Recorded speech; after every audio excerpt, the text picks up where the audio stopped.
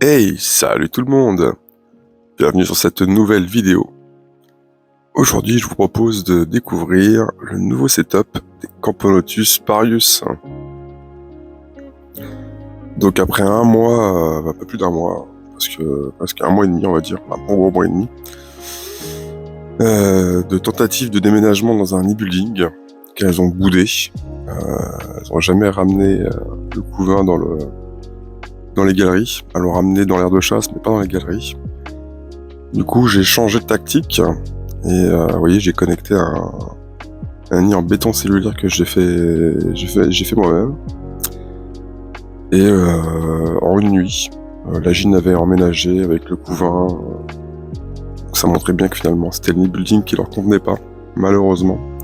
Je suis un peu déçu parce que franchement, je le trouve trop sympa ce nid. Bon, on essaiera avec une autre espèce. Donc bah écoutez, ça fait plaisir.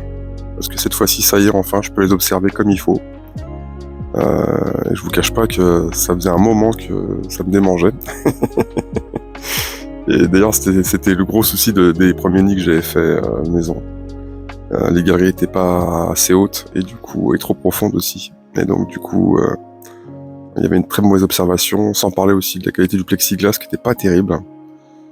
Donc c'était pas terrible tout ça, quoi. Et là, vous pouvez le voir, hein, c'est vraiment une très belle fourmi.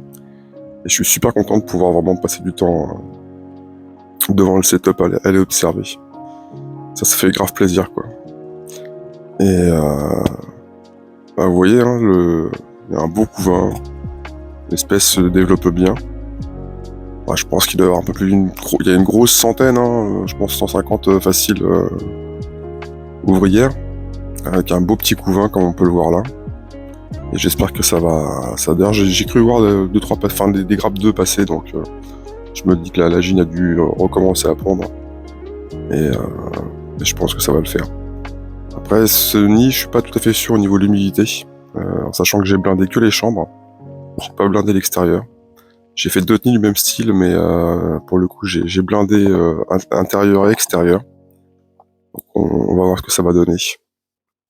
Donc, vous voyez, elle occupe bien la première chambre. Et la deuxième, bah, elle commence à y aller petit à petit. Donc surtout que c'est là que l'humidité se fait. Donc on va voir. On va voir tout ça. Et donc, bah, voilà, c'est surtout ça. La cerise sur le gâteau, la Gine, elle est mais magnifique. Elle est pas une grande taille, mais alors sur ces reflets dorés, c'est une tuerie à observer franchement. Dès qu'elle bouge, on voit apparaître des reflets, c'est magnifique franchement, c'est une grosse tuerie.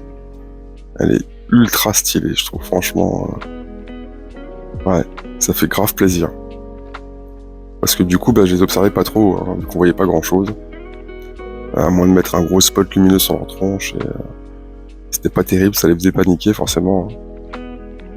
Et donc là, bah, je les ai habitués à la lumière du coup. Je mets pas de filtre rouge, j'essaye de vraiment les habituer à la lumière du jour. Pour pouvoir vraiment passer du temps à observer. Et bah, ça fait plaisir. Après sinon, les conditions de maintien dans ce nid, bah, je vous dis, hein, il est humidifié par le dessus. Donc on peut voir que la chambre bio est relativement humide. Et il est chauffé à 25, ce nid. Ouais, c'est 25. Parce que j'ai un tapis qui chauffe à 25, un qui chauffe à 26. Enfin, 24, 25, l'autre c'est 26, 27, parfois ça tire un peu.